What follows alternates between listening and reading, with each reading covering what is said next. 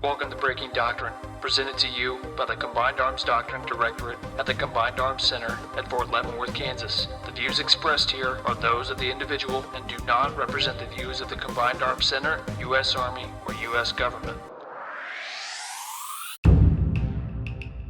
Welcome to Breaking Doctrine, a U.S. Army Combined Arms Center podcast on our Army's doctrine and vision of warfare. So, I'm Lieutenant Colonel Nikki Dean, and I need you to do me a favor. Picture this. You're going to NTC, and you're looking for a particular ATP or a field manual about how to combine arms.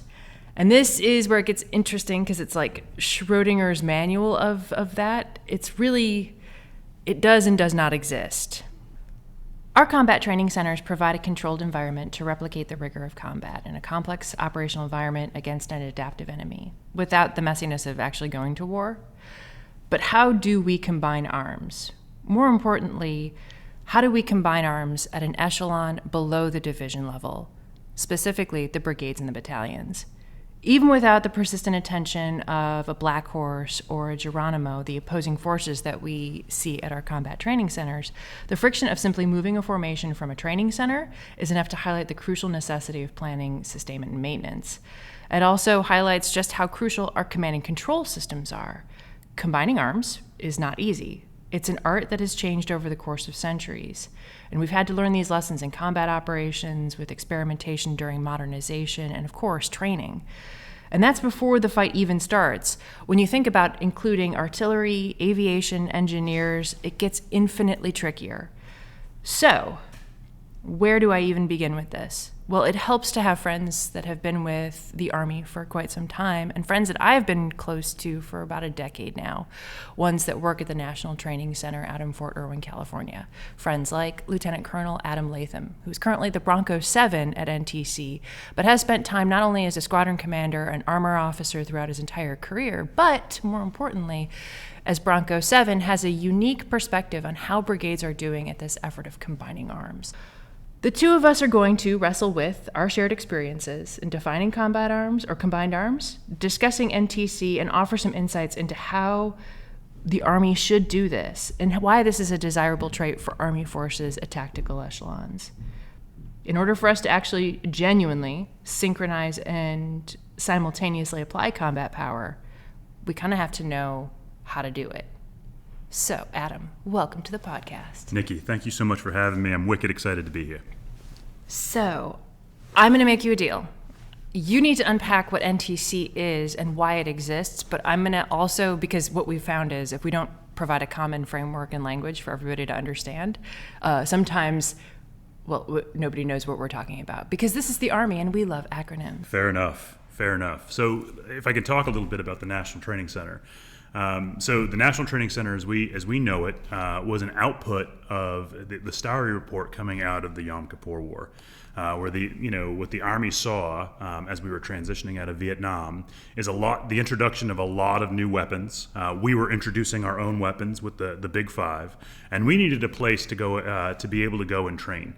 And what they found was they had, what they had used for about 50 years prior was like a missile defense range in the middle of the Mojave. And so they settled on about 1,000 square mile piece of terrain, about the size of the state of Connecticut. And they, that's where, they kind of picked Fort Irwin and they built it from there. And starting in 1982, what you started seeing is we started with battalion level training operations in the desert with a lot of some of our newer systems as they were emerging, things like the Abrams tank and the Apache helicopter, and then we sort of grew and matured over the course of the 80s into training brigades, really starting around 1987-ish, where we started bringing brigades out. And actually executing training operation at the brigade level. And what we have today at the National Training Center, it's really the only place in the Army, the largest training center we have, and the only place in the Army we can put all of the things that a brigade combat team can bring to bear into the desert all at once, and actually be able to train utilizing all of their systems over a wide breadth and depth of terrain.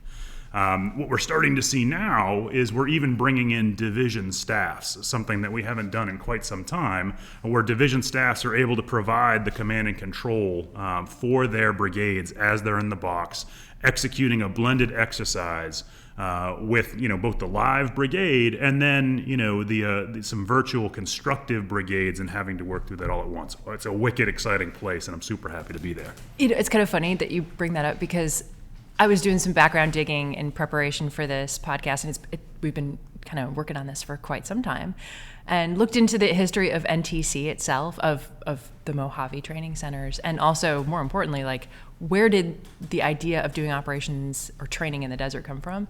So, fun fact, as all things do, it comes back to General Patton, of course. And he gives this speech to his soldiers, and it kind of reflects this idea of training for war in austere desert environments. And I have to share this with you.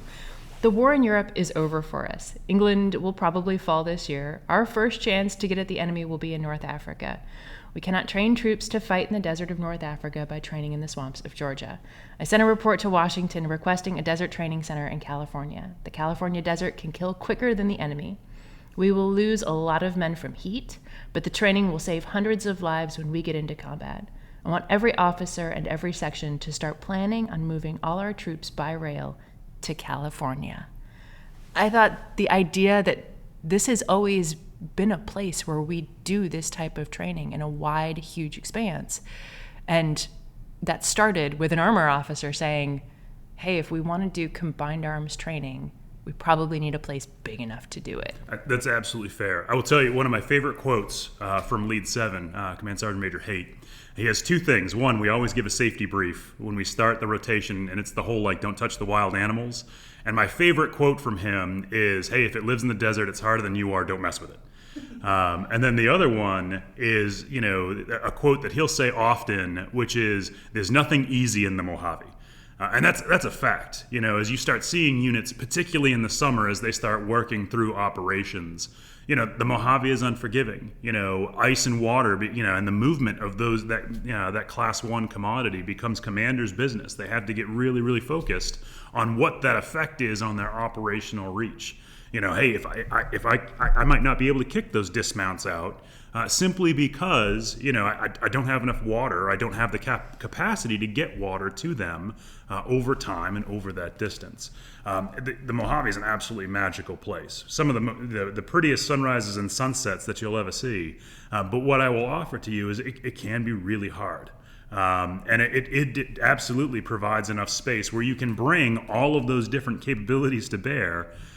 Without having to worry about, the next door highway or that range over there. It's big enough, and it provides that opportunity for really brigades to go out, stretch their legs, and do what they do best. Well, and it's not just brigades going out and stretching their legs. A lot of times this is the first that we'll see interaction between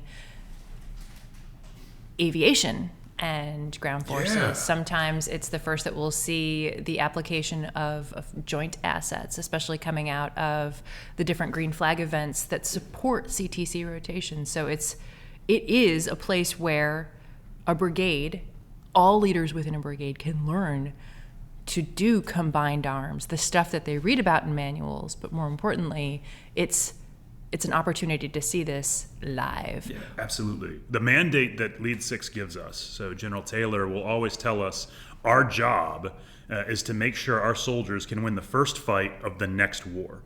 And to do that, they have to have the capacity to be able to bring in all of these disparate assets, things like A-10s, things like EAB, information collection assets. Bring them out and use them, in a synchronized manner, which ties directly into what we're talking about today in terms of how we do that. Because it's really easy to say, maybe not so easy to do. So here's where you, the training side, and I, the doctrine side, get a chance to kind of debate it out. More importantly, I think it kind of helps if we start with a good understanding of what combined arms is per doctrine. I don't know if it's so much of a debate as we're really just bringing Voltron together. That is true. If one brings Voltron together, is it combined arms or is it convergence? It's absolutely combined arms. So, what is combined arms?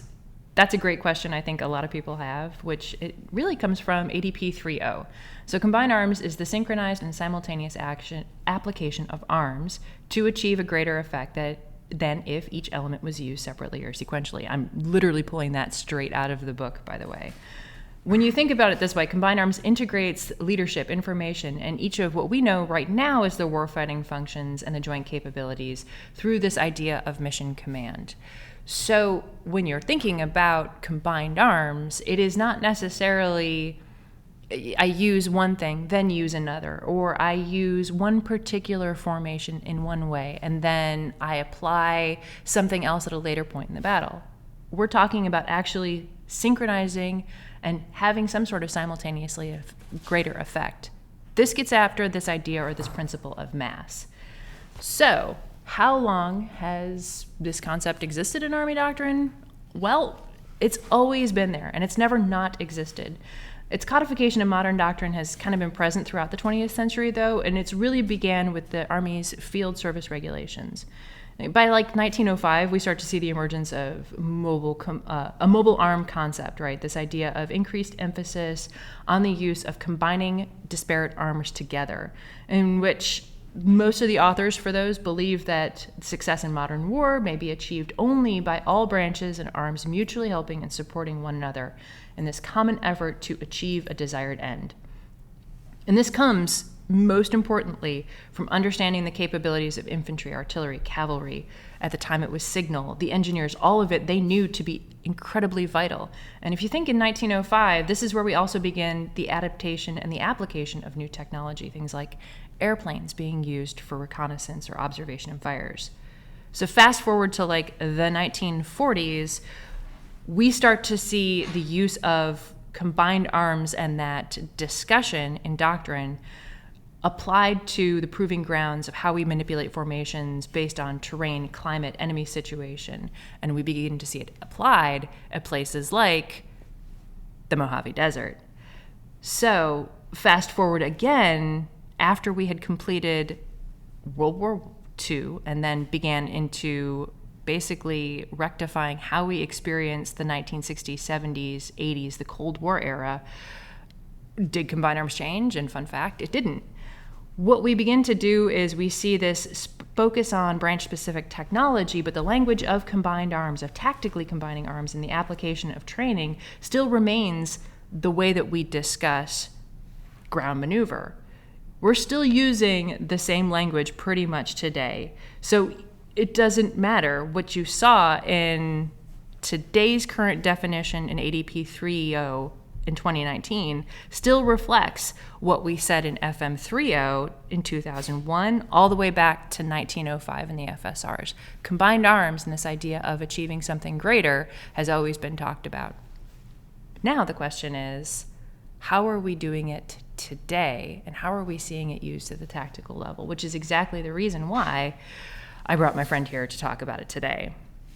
So, what do we see when we're talking about trends in NTC? Obviously, we're not going to talk about specific units or specific experiences that have had, but there is overarching trends when it comes to combined arms. Sure. So, what do we see units struggling with when it comes to getting in the door of the desert and then actually attempting to rectify planning processes to get after a better synchronized or simultaneous effort? So I think it's valuable to kind of talk about, how we teach combining arms first. And that's, really, I kind of want to talk about how we built the house. And this is a great story. So the former COG, Colonel Chad Chalfant sat down all the 07s, and we were having this struggle. We talked an awful lot about units are struggling to combine arms. We're struggling to combine arms. We don't know how to do that.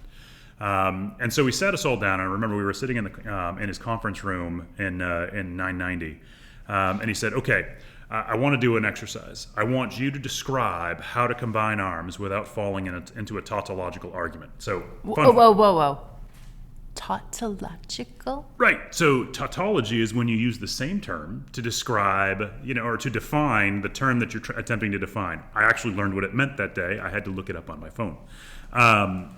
And so to that point, what we ended up doing is we sat down and we what amounted to 11 different post command 05 sitting around wrestling with this idea about how do I define combining arms without defining the arms that I'm trying to combine, or without essentially just saying I take the arms and I therefore then combine them, and that is way harder to do than you think. And we ended up spending about 45 minutes on this. And so he introduced us to this idea, like, what if we used the thought exercise of building a house? And so as we lay out this idea of a house, fun fact, if you build the roof first, the house probably isn't going to work out so well. And so we start with a foundation. And so the foundation to the house is the unit's understanding of time. It's the language of commanders: intent, guidance, triggers, decisions, and risk. And then cultivating rehearsals to help sharing that understanding, particularly of time. What we see units struggle with as they work through the National Training Center, particularly early, units will get better as they go. But what we struggle with is how we develop synchronization. Fun fact, I also realized it's not synchronicity. That is a Police album from 1986. You can ask me some other time about how I figured that out. But so we start with this idea of a foundation. And then we go into, we build a frame, just like you lay the foundation, then you frame the house. The frame is the fire support system. And as we lay this all out, we've got 18 critical TTPs that tie into each of these aspects that I'm laying out. And so for the fire support system, we break that down into target acquisition. So we have to find what we're shooting at first, and then attack and delivery. And so for target acquisition, hey, can we solve the target location error? We see a lot of units that struggle with this idea of how do we make sure the round that is leaving the tube is going to impact where I want it with the effect that I want. And so that ties to, hey, have we executed a technical rehearsal? That ties to, hey, do we have a clear observer plan? And that ties to, hey, can that observer talk? And do we have the system in place, the process, to make it from the observer to the AFATIDs, and then from that AFATIDs to the guns that then launch the round, and then we can go ahead and assess how effective we're doing at that. For attack and delivery, we talk an awful lot. Tactical and fire support rehearsals, ammunition management. Is the stuff that I need to shoot at the guns at the right time? Again, remember the foundation is our understanding of time. How much time does that take, and how do I need to do it? And then, from a C2 perspective, has the commander delineated what the essential fire support task is? And this is clutch, right? Like, we have this idea that fires can do all of the things. And I mean, truth in lending, as a former squadron commander, I wanted fires to do all the things. I had mass ideas of what I was going to do with artillery tubes that did not belong to me at all.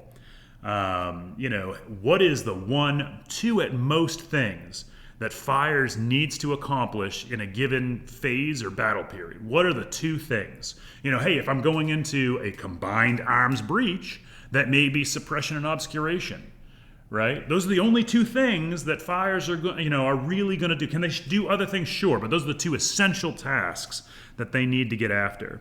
And then we talk about, hey, permissive battle space architecture. This includes the air plan in 3 dimensions. Fun fact, I've never been a pilot, but I'd be willing to bet a pilot gets really, really squirrely when an artillery round goes anywhere near their cockpit, right? Maybe just this much. Fair enough. Okay, so hey, have I set those conditions so I can mask those? Because I want attack aviation. I mean, that's awesome. It's one of our biggest killers on the battlefield. I've got to make sure that I can bring that in and still shoot what I want to shoot. So have I set that architecture right so I can do it? And then have I set conditions, again, for rapid and effective mission processing, right? And that ties back to, hey, can I talk? Hey, that ties back to, hey, when that information comes into a command post, be it at the brigade or the fires battalion level, do we have systems in place where that gets effectively processed and passed to the guns in a timely manner? So that's the frame, right? And that's generally, kind of what we cover next. And then we talk about the roof. And the roof is tempo, suppression, and maneuver. And this is the part that everybody's fairly comfortable with and seems to really want to talk about when they come to the National Training Center. How are my tanks and brads? How are my strikers doing? How are my infantry doing? How do we do that? Do we have appropriate movement techniques? Have we delineated that for our formations? Direct fire control measures. And this is something we see a lot of, how do you do direct fire control at the brigade level? What does that look like? What does that mean that I need to do? Have I delineated where I want engagement areas in a defense? Have I delineated, where my restricted fire lines are? Who owns what objective and how am I controlling those things? And then, all the different methods that go into that, like, hey, TRPs, etc. Do we have those? Do we have those established? And are they understood at echelon? And have we rehearsed them? Are they part of our rehearsals? Everything ties back into that idea of a foundation. And so we've built the roof, right? So we have a frame, a foundation, and a roof. But just like you wouldn't want to go to the bathroom in a house that didn't have internal plumbing, you need a plumbing system in your house, and that's your sustainment, right? For your battalion field trains, are they co-located with the BSA? We see a lot of units that have, some maybe not so doctrinal concepts of where those field trains go. Well, they're my field. It's my forward support company that's going to go where I tell it. Well, great. But who is back at the BSA who's configuring loads for you, right? Because this all ties into this idea of combining arms. You can't have a conversation about combining arms without sustainment, right? You can't back out of that BP if you're out of gas. So, who's configuring those loads? Who's moving those Class 9 repair parts for you? Who's making sure you have what you need? For the battalion combat trains, hey, are they forward? Are they agile? Can they move your SSL? Can they move, the stuff that you have there? Can they get what needs to go where? We talk a lot about log pack. And it's disingenuous of me to, I don't want this to become pejorative, like, oh, units, mess this up because they're terrible people. No, that's not the case. NTC stresses your logistics more than any other home station probably on the planet, right? Like you don't get the depth, the distance that NTC forces on brigades as they come through. Hey, do you have good log pack procedures? Is it synchronized with your plan? Because, hey, super, we're moving Class 5. Rock on, that's great. But hey, if that Class 5 shows up and the enemy is already committed into my engagement area, well, that's a bummer, right? Like, that's just a little too late. Hey, have we synchronized that with what we think, what we know is going on? And then are we communicating, and updating, that logistics running estimate by virtue of a log stat? What's our process to do that? And then finally, again, I wouldn't want to live in a house without powered lights. That sounds like a terrible idea, right? So, hey, the C2 system is the electrical system for our house. Hey, do we have a 4-channel pace, right? So, and when I say 4-channel, right, so you have primary, alternate, contingent, and emergent means of communicating. But we also talk about how we categorize the communication that we want to transmit. Hey, do we have a primary, alternate, contingent, and emergent means for command? And what goes in there, right? Do we have the same thing for O&I and A&L and fires? Are we able to communicate across all the length and depth of this pace? Do we have that capacity? And it's interesting as a general note, the average about a year ago for chat windows that we saw, at the battalion level for people to have open on their JBCP was 17, right? I have a 16-year-old daughter. She can't manage 17 chats simultaneously. I don't know anybody who can. And so what you had is information that was getting stovepiped in that system. There's nothing wrong with using your JBCP somewhere on your pace. But you have to inject rigor into, hey, no kidding, in that JBCP, what chat does that information go into, right? Otherwise, it's just getting lost. Right? Who has access to that chat? Who am I inviting? And then who's maintaining it? If that's going to be part of your pace, and many units do, and it works out great for them, right? But someone has to be the maintainer of that chat window. Hey, if somebody gets kicked out, you invite them back in. Somebody is making sure that they are using that to update their running estimate. We talk about wargaming and fighting products. So this, one of the things that we see units struggle with as they come through, everybody conflates this idea of a war game. It's like, just like when I went through ILE, it's 18 hours of the worst part of ILE where I'm just getting my brow beat. I see the look on your face. I get it.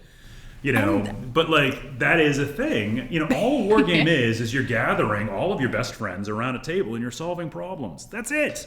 That's all it is. You've got your running estimates. You're speaking for your specific warfighting function, and then you're updating those running estimates as you go. And the output of that war game is the synchronizing of efforts for all of the warfighting functions. You have whatever your synchronizing measure is, be it your SyncMat, XCheck, however your unit chooses to do that.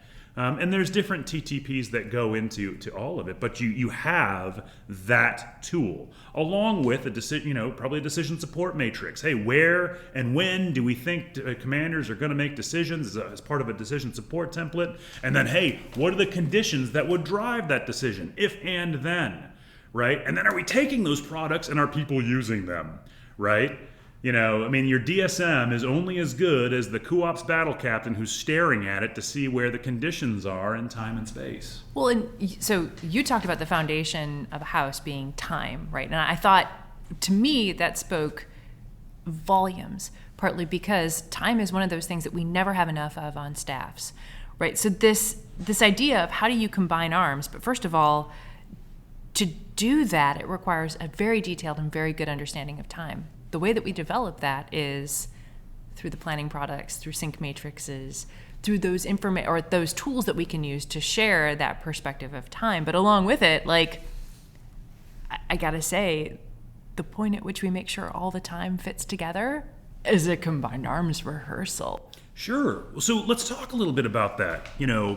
And again, that ties into this idea of a foundation. There is nothing more important that a unit's going to do than sharing visualization as part of that rehearsal, right? And so what we see units sometimes struggle with is how they do that. And what I'd offer is we've seen successful units adopt the TTP of whatever the synchronizing device that comes out of the war game. That everybody has said, yes, that seems to work, right? That synchronizes all of your warfighting functions, right? Use that as your script for the combined arms rehearsal. And then to that end, hey, if you're going to rehearse and you're not going to rehearse combined arms, again, typically your first combined arms rehearsal, everybody gets really, really wedded to let's talk about movement maneuver. And don't get me wrong, I'm an armor officer. It's like my favorite thing ever. Right, is maneuvering tanks. That sounds rad. But the problem that you have is if you don't start letting your other warfighting functions speak their piece, you're not sharing true visualization, not the holistic picture of visualization for all the warfighting functions. You're also, you're not going to combine arms. If you don't rehearse combining arms, you can't be surprised when you don't. Right? And so, the piece that I would offer folks is, successful units that we see at the National Training Center, and it's, again, there's a spectrum and everybody, starts kind of cultivating this as they go through. They have a process by which they validate their synchronizing device, as they go through their combined arms rehearsal, and they have, that mechanism in place, that process. So all of the various warfighting functions can kind of sync their piece. Now, admittedly, hey, there's a separate IC Fires rehearsal that talks about that specific aspect, and that's important, right? As a separate event, right? There's a separate sustainment rehearsal. That's very important to talk about a lot of that minute detail. It's really easy for the car to go ahead and blow up into this absolute juggernaut of an event. And like you said, hey, time is a finite resource. We don't have an overabundance of it, right? There's a lot of different distracting events. And that's why we have to get good at cultivating that process. Who talks in the combined arms rehearsal? What do they say? Is it a rebrief of the order? One would hope not, but we see that sometimes, right? Where staffs start running away with it. Like, let me tell you all of the wonderful things that I've done. Great, but we actually need to rehearse the combining of arms, right? And you don't do that until you have folks on the terrain model. Some of the best cars that I've seen, when it comes to sharing visualization, troop, company, battery commanders show up. And that's hard, especially as you go through the rotation. Usually you'll see that, during RSOY at the first combined arms rehearsal. But that is the best way to share visualization 2 levels down, where they get on the terrain board. The other thing I'd offer to the car, as a battalion, squadron, or brigade commander, you can't be a spectator at your combined arms rehearsal. You've got to be the talking person, right? You've got to understand what your intent is. It's yours, right? You can't just sit there and let your S3 run away with it. You need to understand, where you are in time and space. And then ideally, if you can put your, again, troop, company, battery commanders on the board simultaneously, you can share that visualization with them simultaneously, and everybody sees it. A lot of times as we progress, again, everybody's busy and the fight doesn't stop, right? There is still enemy contact happening, even though you want to do a combined arms rehearsal on training day 4. Right, so sometimes bringing those, some of those captains back for that rehearsal is just not tenable. But when you can, if you can, what an awesome opportunity! And I think that's important. You can't combine arms if you don't rehearse it. So what about, you mentioned before the idea of the sustainment rehearsal and the fire support rehearsal, and we have discussed this. You and I have discussed it previously about what is the best, or what have you seen work well. But more importantly, first of all, there is doctrine that covers those things, so that way an individual can understand what they bring to those events. But if is it work well to do them before? Does it work well to do them after? You're right. We can't stuff all of the things into the combined arms rehearsal, because it would just be, it would basically take over all of the training days. Yeah, it's one of those hey, grab a Snickers, you're not going anywhere. Yeah. So, to answer your question, to be blatantly honest, I've seen it work both ways. And different leaders have their own proclivities about, hey, I want to do icy fires and sustainment first. Set the table with them and then go into the combined arms rehearsal. Vice versa, I've seen commanders who, hey, I want to do the combined arms rehearsal first, and then we go ahead and cover what shaping needs to be done, how do I need to set the table for icy fires, make sure my observer plan is tight, make sure my airspace plan is tight, and same, okay, hey, we've done this, we've synchronized or rehearsed the synchronization of this magical plan. Now I need to make sure the sustainment works. I honestly, I think a lot of that depends on the commander. I think, from my perspective, you just need to do them.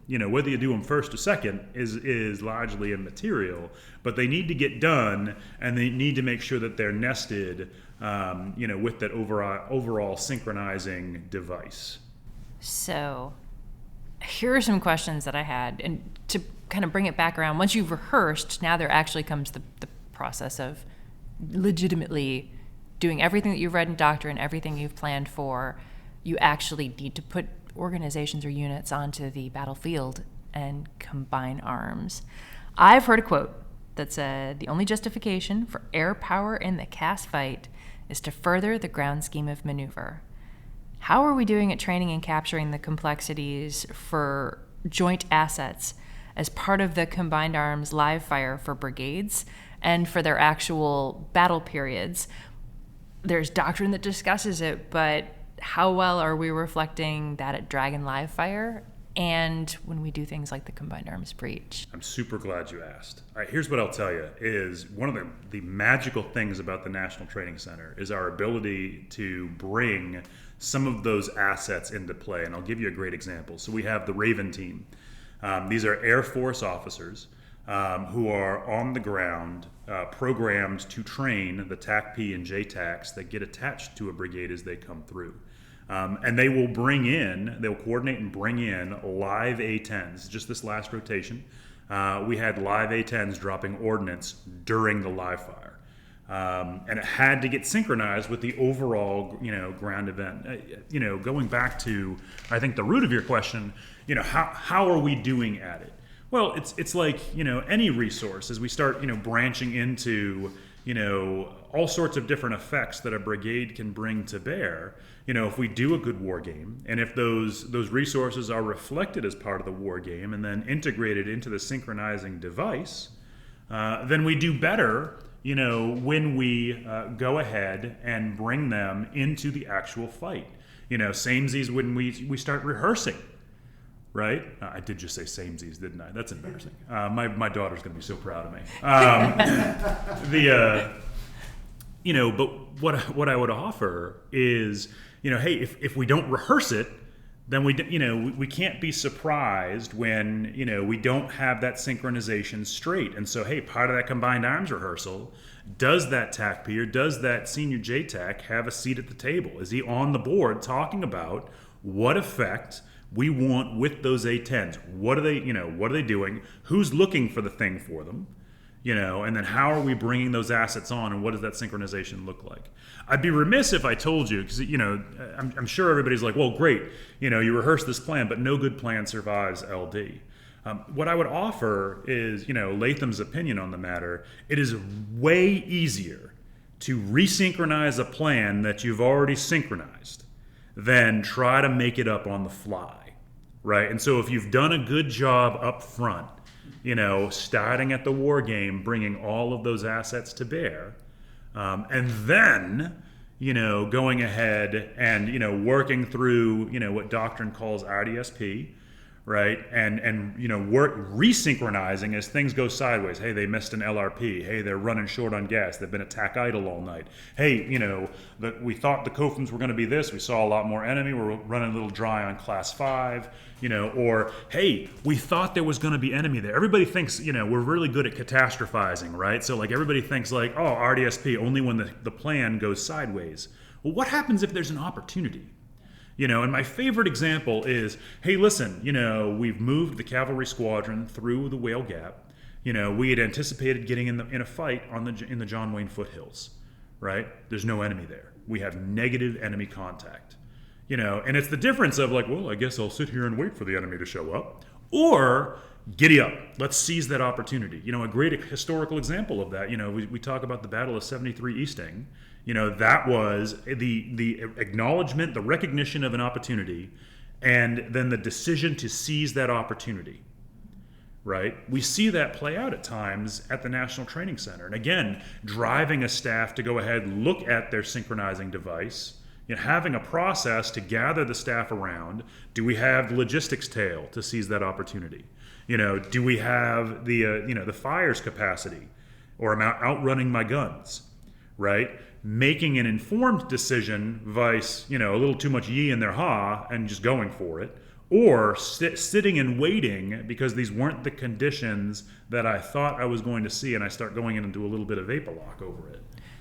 Well, and I think one of the most key parts of genuinely combining arms is, first of all, a staff that is extremely well resourced, that understands what its specific or niche functions are, and then also, to a certain extent, there's a benefit from an individual who maybe you work in a brigade aviation element, understanding how your roles, your functions, and your tasks impact the fires community, have a benefit towards information collection, understanding how aviation may or may not be driven by certain sustainment requirements. That is also part of combined arms. It's not just bringing your own niche thing, it's understanding how your niche thing impacts everybody else's niches. That's a lot of niche. Yeah, it is. I love niche. It's my favorite. But there's a great point there, in terms of as we start looking at what is our process to do some of these rehearsals and who shows up. So, like the IC fires. Hey, does the brigade aviation element have a seat in the IC fires? Well, why would they, right? They're in the car. Well, listen, again, we go back to this idea. I'm pretty sure pilots don't like artillery rounds traveling too close to their cockpit. What does that airspace plan look like? And when am I validating that airspace plan against the rest of the synchronization, of my plan? What does that look like? When do I do that? And that's important, and to your point about well-resourced, I would offer that, it would be disingenuous again, if, like, well, hey, you don't, your BAO is dual hatted as the chops. I mean, hey, that's a commander's decision. That's fine. There's nothing wrong with that. Sometimes that, we don't have all the people, that we necessarily want. I don't think there's a staff in the world that has all the people that they probably want or that can reflect this. But it's understanding, by virtue of, discussion, codifying in an SOP and then rehearsing, going through the process, right? To know that, hey, listen, I may be the brigade engineer, but my I have a responsibility over here as well. I can't just be worried about engineer things. I'm also worried about protection things, and that's going to be my responsibility. And I've practiced that a couple times. Yeah, we always focus because the combined arms breach, right? Like, because it has the words combined arms in it, but there are so many other operations on the battlefield that a tactical organization can do that reflect how crucial it is for a staff to understand their capabilities, for an organization to understand the complexity of what it means to bring all the functions together. What else are we seeing at NTC that is driving units to learn or to execute combined arms? I'm thinking like joint forcible entries and those kinds of events that we're starting to see really stretch an organization's skills and talents at doing combined arms. Sure. So we have the ability to bring brigades through a couple of different breaches as they show up. I mean, there's a breach to get into Razish. There's also the urban aspect of the attack into Razish. I think there's this perhaps a misconception that, well, I'm going to go into Razish and it's going to be a series of battle drill sixes and it's solely an infantry fight. And I think that would probably be a little misguided. You absolutely can have this idea, bringing tanks and Brads and all sorts of other assets to bear, into the city to have that effect. Can you shoot artillery into Razish? You absolutely can. If you've gone through the process of, hey, I've limited collateral damage to the best of my ability. I have a, distinct military requirement that needs to get it, or some sort of effect that must be achieved. Yeah, I would argue to you shouldn't fight Razish without, combining some of these arms. I think another example we see is, units going through an air assault. How do we work through that planning process, and then how do I layer those effects to make sure that, I'm not finding an enemy ADA asset in the absolute worst way possible? That's important. And that stresses brigades as they come through to start working through those processes, synchronizing those assets, which then drives their ability to combine arms where they need it. So I know JRTC right now, down in Fort Polk, is working through how does it train airborne operations. That's always been their niche element, but along with it, this idea of combined arms for them has been focused on joint forcible entry now into some more remote places, things like replicating islands in maritime dominant environments, austere airfields, those kinds of things that I think that drives a better discussion overall of how do we bring assets and synchronize and execute simultaneously to ensure survivability. Sure. I think you'll find that NTC and JRTC are pretty well shoulder to shoulder in terms of how we handle those things. I mean, I talk to my counterpart at JRTC once a month. And a lot of it is just, hey, what are you seeing? What am I seeing? How are you solving it? Or how are you coaching? And then vice versa.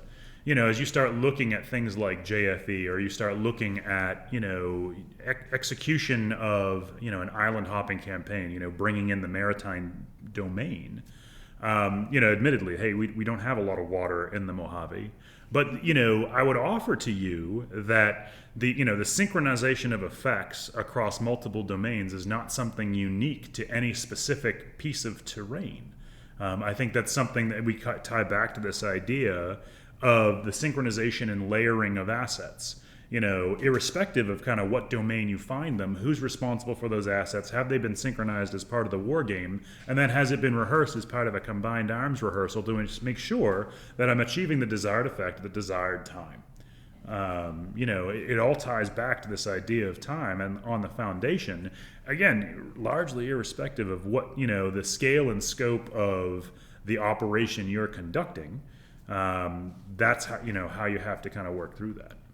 I think that what the CTCs really provide, and I've seen it firsthand, you and I have both seen it firsthand together in brigade staff, that it's an opportunity for us to be able to experiment with certain capabilities and to be able to ultimately kind of struggle through friction.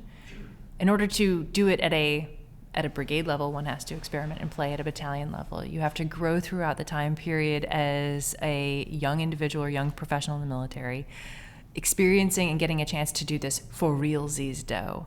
And it's nice to see a place that has always been there to do that training. Yeah. I've got a question, about the future, because emergence of digital command post systems and tactical echelons has been kind of like that thing that's driving me and my counterparts in the C2 doctrine community. It gives us just a little bit of angst, a little bit of heartburn.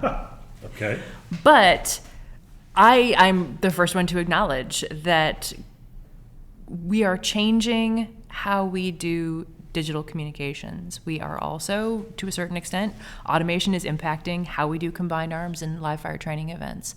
What are you starting to see in the box as far as automated command posts, radio communications, other C2 systems?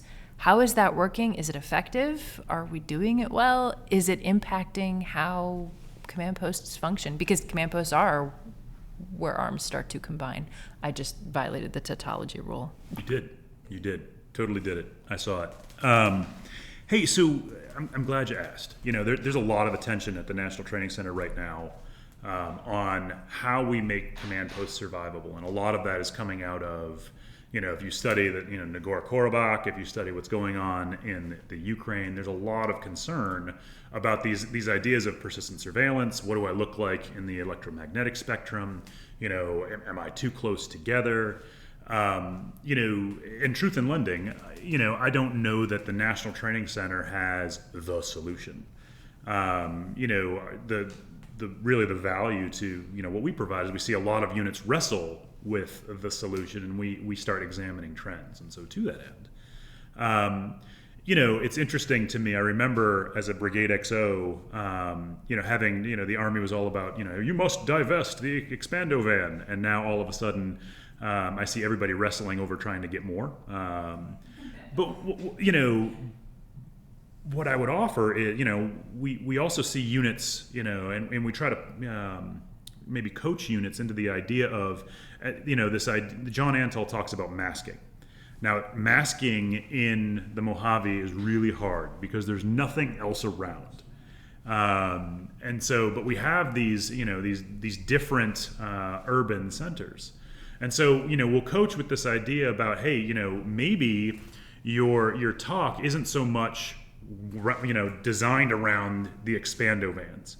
Maybe all your talk is a bunch of tough boxes. Now, you might set those tough boxes up with those systems inside Expando vans in an austere environment where there's no city around.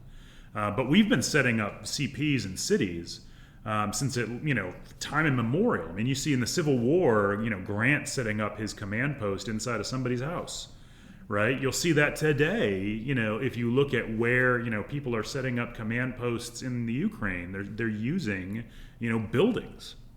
Now there's some give and take to that, right? If you go ahead and you export your CP into a building and then you park your Expando van right outside, well, you're not really scratching the itch in terms of masking, right? But maybe we need to break away from this idea that my talk is tents, my talk is Expandos. Maybe your talk is just a series of transportable systems that you can maybe set up in a vehicle, or maybe set up in a building in an urban environment. And I think that's a sea change that we're starting to see people kind of grapple with as they come through the National Training Center. We're very wedded to these ideas of they have to be mobile, they have to be survivable. But I think, hey, is survivability, I need to harden up, which means I need armor on these things, or is survivability, I need to be mobile, right? Which means, hey, maybe every 12 hours I'm jumping, maybe every 24 hours I'm jumping, maybe it's somewhere in there in the era of persistent surveillance that John Antel describes. Maybe it's I just can't, just because I have perfect communication in this one location, maybe I need to find a not so perfect communicating area and jump there because I've been too long in one spot. We see a lot of units sometimes that they'll take an artillery strike, and even if it actually hurts some people, in a simulated casualty sort of way, they're reticent to move their command post because my comms are just crystal clear right here. Well, great, but if you're taking artillery fire, somebody knows you're here. So maybe we ought not to stay here. And that's hard. I mean, I would be remiss if I didn't say I struggle with the same thing as a squadron commander. But it's that wrestling between survivability and effectiveness, and that teeter-totter sits somewhere in between the two. Well, and you can't, so this is absolutely crucial. You cannot combine arms without effective command and control. So no matter what you want to do, if you cannot plan, if you do not have a functioning command post, and I know I think there's still this feeling for a lot of us, it's primarily our generation or our age group that is concerned about the Taj Mahal, the giant amalgamation of huge drash tents that come into an area, have a massive digital architecture. And how do you do we want to divest of that? But more importantly, you can't completely get rid of a command post. I saw it on social media at one point, this discussion of could we get rid of the main?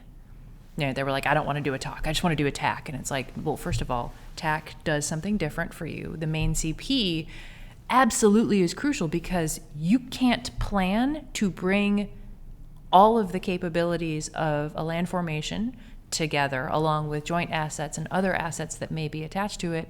You can't do that without a place to physically do that work of organizing mission analysis, of executing COA dev, and then ultimately analyzing it through a war game. Like, that exists because we have a CP. Sure. I think the mental model, though, that you've described, where you and I grew up with, where all of that is centralized in a spot. I think what commanders wrestle with now is, hey, can I spread that out? And maybe as opposed to a command post that is a spot, one dot on the map, what if it is a networked thing? Where, hey, I have the BICE separate, I have the ALOC separate. Now there's some security requirements with that, and, that generates other problem sets in terms of how you sustain those things. But I think one of the things that the Army is wrestling with is, hey, is that something that I can spread out in a more survivable manner where, we have the capacity to reach out and collaborate, for things like mission analysis, for things like a war game. But I don't have to be, we do Teams meetings all the time, right? Hey, is that something that we can export into the box? Truth in lending, though, I think that, when I say wrestling, we are still very much wrestling. From a coaching perspective, what I would offer to units is, I think it's important, before you start stripping capabilities out of your main, I think you have to get comfortable as a commander building all of the stuff together and starting to figure out how it works together. And that means juxtaposition, right? Like, that means you have to build the 4, 5, 8 expando vans all together, just right outside each other, and then start working on the systems for how you share information between what amounts to those silos, right? I'll joke around sometimes and oh, hey, it's the expando van of excellence, because information will go in there and get lost. And then do we have the process to then export it out into where the commander, the space that the commander is making decisions? And so I think we need to get that right first before we start spreading everything out to the four winds. But as from a command perspective, once I'm comfortable, hey, this thing works and it works the way I want it to, and it provides me information in the manner that I know I need to make a decision.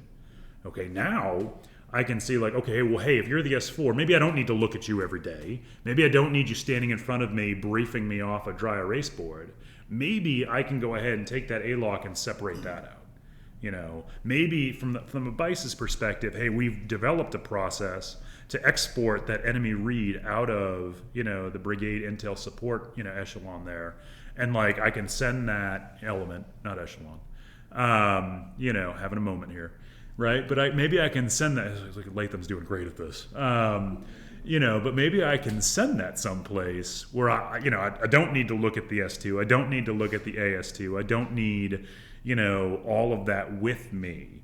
But before the commander can't determine, hey, no kidding, what do I need with me so I can make a decision in that command post? What do I need to synchronize things all together until you know that you can do it all together, right? You can't start farming stuff out.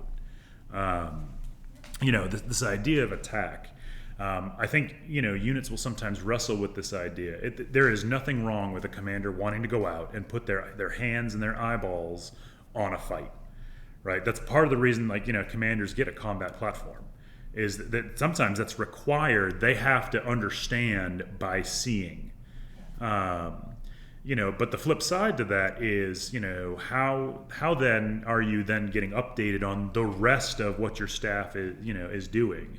If I'm in the fight, if I'm looking at the fight, I may not be as plugged in with that log estimate, and that for an ABCT, certainly that's going to drive a lot of decision, right? In terms of whether or not I can exploit, whether or not am I culminating or am I not? Do I have to, hold what I have and consolidate gains, or can I keep going? And so there's a time to plug back into all of that too. How do we do that? That TAC, that's only really designed for a very discrete amount of time or a specific mission, right? A great example of TAC utilization we see, and commanders typically get this right, is they'll park that thing to go overwatch and provide C2 of like the Combined Arms Breach. It's a brigade level operation. I've got guns and I've got aviation and I've got, 1-2 different battalions plugged into this thing. Hey, and my TAC's in the right place where I can go ahead, and command and control through that, right? But that's not designed for days and days and days on end. And I've got the fight here because what you're doing is, what are you leaving? Who's not with that TAC, and what are you leaving behind that's not driving your decisions? Well, and ultimately, determining when an opportunity is being generated, knowing how limitations are starting to build with either sustainment or with, say, your intel picture. When you're starting to outrun your capabilities, you're no longer combining arms. Then you're just trying to sequence things as quickly as possible. Maybe you get it right, maybe you don't. So I've always said that, the commander, if they are the decision maker, they're a crucial and critical member of the staff as well.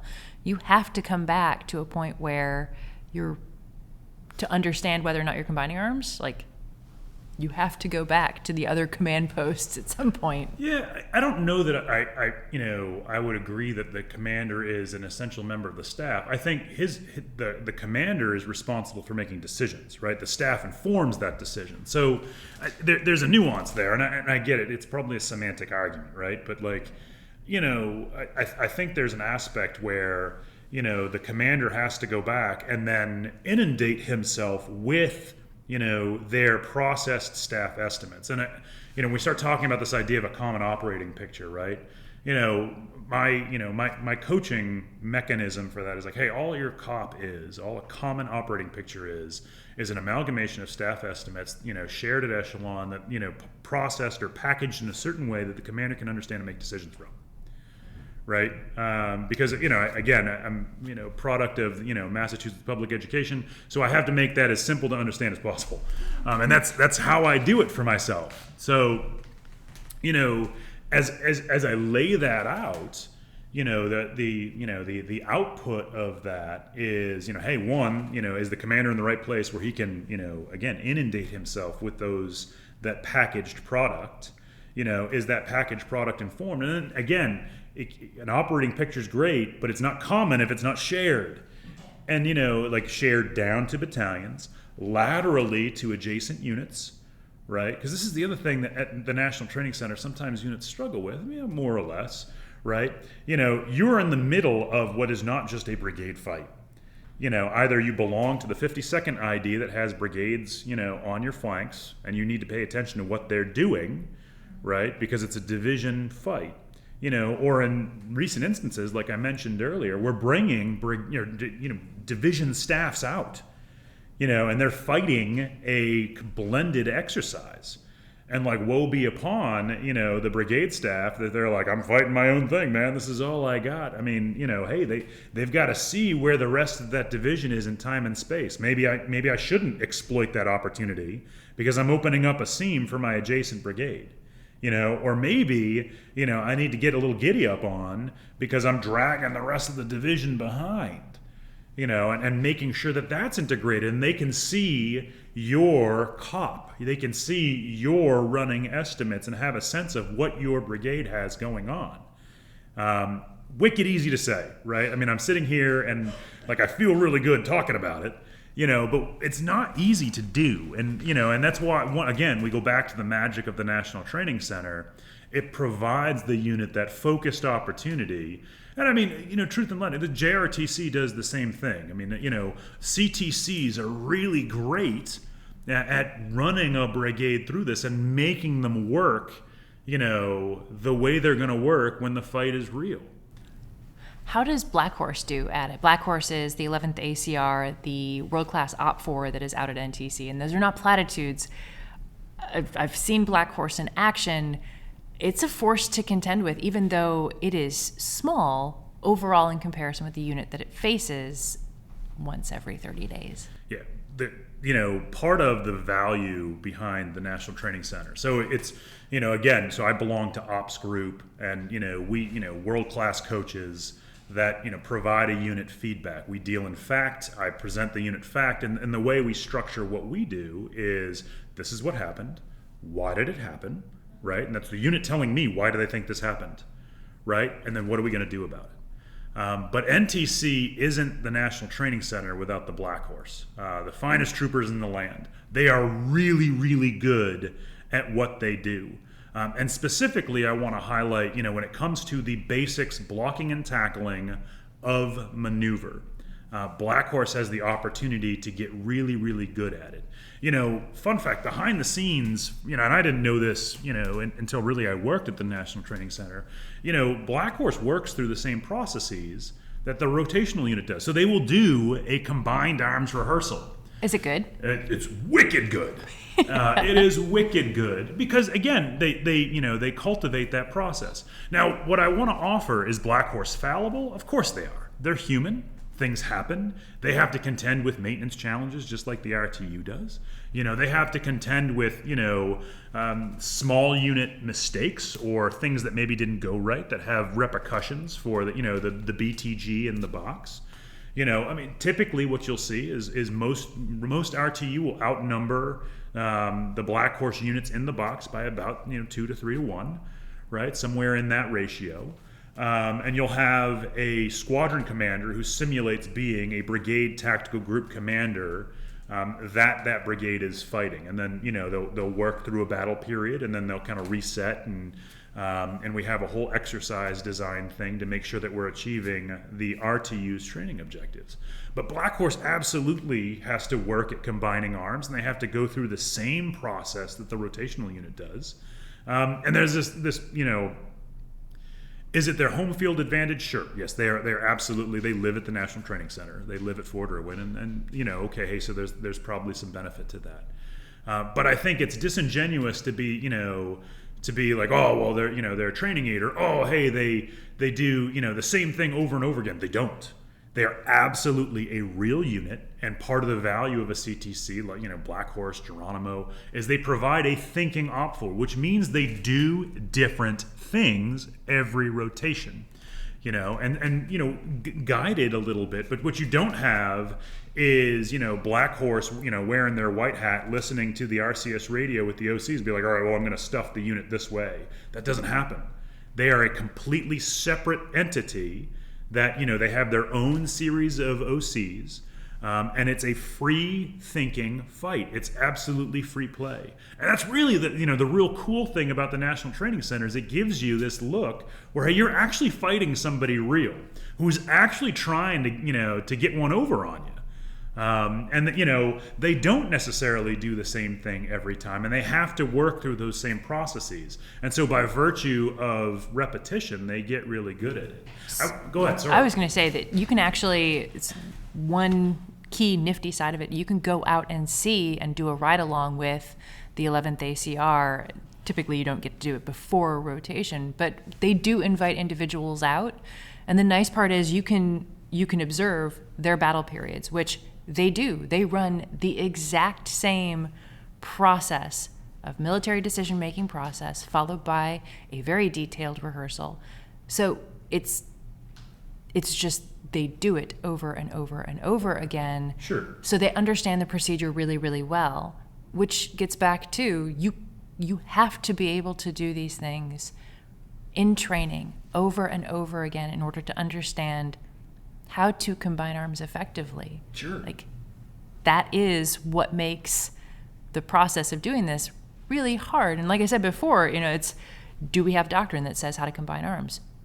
Well, no, that's all of doctrine. Right. Yeah. Yeah, That's the trick question. That's the trick answer to the question, right? If you look, if I were to do like Control F search, doctrine combining, combine arms. It's everywhere. Yeah, it's probably you're gonna 18,961 times across a multitude of books, and that's awesome. But I come back to this idea: the house is just a mental model that we've used in the and sometimes continue to use to help units visualize the order in which and how they can do that. And it's probably my favorite mental model in terms of how you package that to help a unit understand.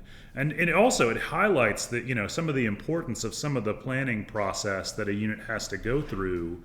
When we start talking about not just developing a mechanism that synchronizes a unit in all its various warfighting functions in time, but how we then validate that mechanism and then continue to use it. And then as we start coming off of that mechanism, as conditions or enemy or something votes, going back to the process of resynchronizing that mechanism to make sure that all of those warfighting functions still marry up. Well, and the more that individuals or the more that the professionals at brigade and battalion level understand the integrating processes, and that includes things like the targeting process. And it doesn't matter who you are. As we mentioned before, does the brigade aviation officer and the brigade aviation element attend the fire support rehearsal? Well, of course they should. But they should also probably be inviting things like your aviation task force, the AH-64 pilots. They should probably be attending the fire support technical rehearsal as well to understand those processes and see where they fit in the bigger picture. All of this comes back to the one thing that I think everybody sort of understands. How do I say understands? It's kind of everybody intrinsically knows combining arms is good, but how do you do it? Practice. That's absolutely fair. And that, again, the value of our CTCs where you get that repetition in, a multitude of different types of operations. How do I utilize my reconnaissance assets? Do I have enough? Are they oriented in the right place? How do I set conditions, with my fires? Are they positioned in the right place? Do they have the right stuff? Do I have an observer plan that supports that? And both an offense and a defense, right? And this is the other thing is that we are an army that prides itself on our offensive nature, and that's awesome. I love that about us. But again, if we take a look at Nagorno-Karabakh and the Ukraine, I mean the defense has a place in our toolkit. What kind of synchronization goes into that? And then from a brigade perspective, probably the most important thing a brigade does is how do we manage transitions, right? How do, and when do I need to start, setting conditions for that transition? Probably my favorite example to highlight that is when we transition from an offense to a defense. At what time are the engineer CCLs moving? Who's responsible for it? Now keep in mind, my movement assets are finite. I only have so many PLSs. I only have so many 5 tons. I only have so many assets that can move things around the battlefield. So many trailers, what have you. So what am I giving up to make sure that I've got class 4 moving towards, wherever I'm going to set that defense? And what we find sometimes is if that's not integrated into the synchronization of the plan, we'll culminate, or hey, we're on the objective, spike the football. Okay, we need to transition to a defense, and now it's all right. Well, I guess we got to move to class 4 forward, and that's an 8-hour process. Oh, by the way, hey, when do we see the enemy? When's our no later than defend time? Oh, it's 8 hours. Oh no! Hey, don't go that way. Oh God. We're wrestling through that. And again, I'm making light because, for comedic value, but it's something units have to wrestle with. Who is managing transitions at the brigade? Who's thinking the next fight? How are we setting conditions for that next fight? And that, the engineers is just an example, going from the defense to the offense. Hey, I'm ready to get on the counterattack. Super. Do I have the fuel for it? Do I have the ammunition for it? The counterattack isn't going to be terribly effective if I back out of my BP and I don't have class 5 uploaded. How have we moved that forward? How have we set those conditions? And that's the trick for a brigade, is the management of that, thinking what comes next so I leave opportunities on the table. So one more question in closing. And this is probably the most important question out of all of it. Sure. If I could go back to the time when Major Adam Latham was with 3-2 Stryker Brigade and going and getting ready for combined arms rotations and combined arms training, what would you tell that young Brigade XO about this process and what they should be thinking about? That's a great question. So, a couple of pieces of advice that I'd give, any field grade, any, battalion level, even brigade commander. So, I don't want to be disingenuous. Is NTC, an event with lots of eyes on it? Sure it is. But it's the National Training Center, not the National Testing Center. And so there's a certain aspect of, hey, go in there. You got to leave it all on the field, right? Like I don't want people thinking that they can, they can go into NTC and I'm going to half step because it's the training center and it'll be a great rep and no problem. No, you've got to go in and you've got to give it your A game, right? Yeah. But it's a great opportunity to go ahead and hey, try that thing, that you put in your SOP and hey, is that going to work? A couple of things that the NTC is really good at. We're really, really good at validating your SOP. Okay, so one, go in with an SOP. Maybe have everybody else look at it before you show up, right? If it's a brand new SOP that you show up with and nobody else has seen it but you, and you just put your wet signature on RSOI 1, that's not an SOP. That's just a great idea you haven't shared with people, right? Hey, proliferate that SOP up front. Hey, this is how your unit does things. And then go out and try it. And here's the thing. If it doesn't go quite right, you gave it your all, you had an SOP, then by virtue of, as you go through the AAR process, update it, tweak it. The other thing that I'd want to tell people about the National Training Center, there is no better leader development place than one of your CTCs. So, again, I'm paraphrasing General Taylor here, but, as you come out, reward your soldiers, counsel your leaders, right? Hey, look at your platoon leader, look at your troop commander, company commander, battery commander, look at your leaders as you come out and be upfront with them about, hey, this is what I think went really well for you. This is what I think you still need to work on. I think it's important to us as a profession that we're clear-eyed about, hey, this is where things are going right. And I don't want to conflate this with, hey, you need to be a jerk. Hey, this battle period went terrible. You did terrible. You all died. Bah. Like, no. That's not where I'm going with this. It's the thing about the AAR, and again, people sometimes mistake what OCs do. I don't walk in, look at a unit, and be like, you guys are all jacked up. I'd be a horrible coach if that's how I handled business. No, hey, you go in, hey, these are the facts. And if I were to look at, a captain, who's about to go to NTC, or just coming out of NTC, rather, hey, these are the facts. Hey, this your OR, this is where your OR was throughout NTC. Hey, that's an important metric, because you can't fight if your stuff doesn't work, right? So, hey, let's talk about why is that, man? Why was your OR whatever it was? And maybe it was really good. Hey, you had a 92% OR for the duration of the box. What did you do? Let's unpack that. Let's share that lesson across the formation. Because maybe you're doing something right, and work that into counseling and leader development. That's again, we talk about the beauty of your CTCs. It's a clear-eyed. You can't hide anything in the Mojave. You can't hide anything in the jungles of Louisiana there.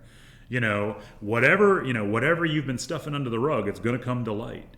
Use that as an opportunity to develop your leaders, and then have a clear-eyed picture going forward. Okay, hey, this is how we'll continue to develop. Right? Hey, listen, we went to the National Training Center. I had big ideas about HF, or I had big ideas about TACSAT. Fun fact, none of them work, or none of them, nobody knows how to use them. Okay, well, hey, now I've got a clear picture of how I'm going to develop leaders, how I'm going to train my formation going forward. Hey, we've got to work that out, because it's our contingent or emergent system. And use that as a stepstone. That the CTCs aren't an end-all be-all. They provide you that substantive feedback. Use it and help develop from there. Again, people will tell you that, like, oh, well, your reputation. Okay, maybe. But what I'm far more interested in is, hey, I'll put it to you this way. So some advice that I was given is, good units can identify a problem, great units do something about it.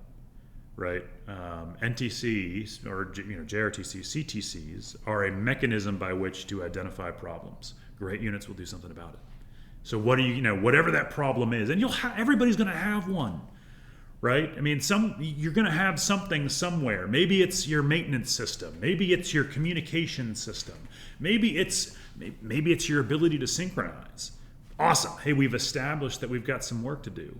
Great units do something about it. And that's I think what I would tell, a younger Latham is, hey, this isn't an end-all be-all. You're not going to win the NTC. What you're going to do is use this as a clear-eyed optic on what you need to fix in your organization.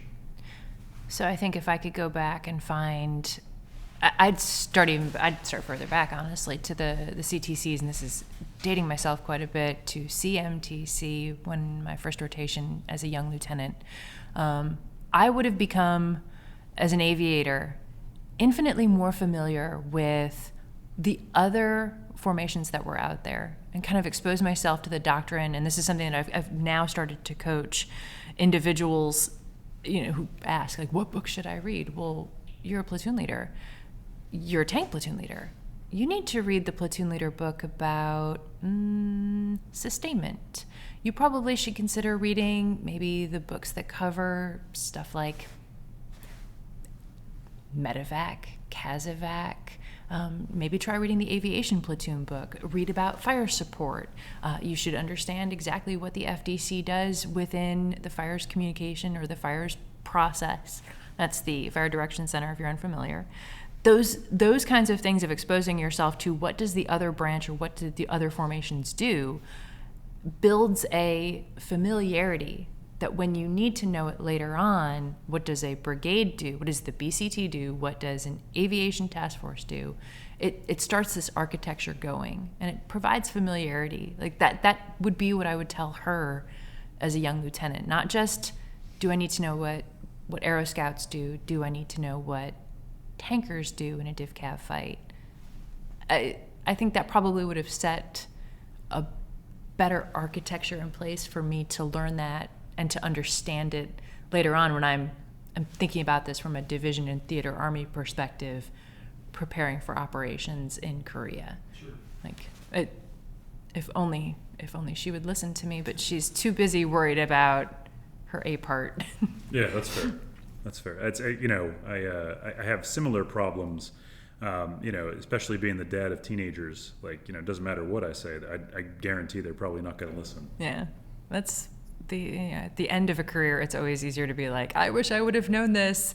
I wouldn't have listened to myself anyways, because can't tell me nothing. Well, sometimes, pain is sometimes our best educator, right? Like, and sometimes we have to learn through rote repetition. Because there are lots of people out there who probably offered, young Lieutenant Dean or young Lieutenant Latham advice. And we promptly ignored, forgot, or, just simply set that advice to the side right up until the thing that they were advising us about smacked us in the face. And so there's absolutely some value to, again, the CTCs. You can't hide anything in the Mojave. And so, we're going to find it, we're going to see it, and then what do you do about it? Well, I'm glad that one thing that you did about it was to come here today and talk about the experience and some thoughts for how do we combine arms and prepare for the Black Horse and for Geronimo, and more importantly, prepare for future operations. Well, thanks so much for having me.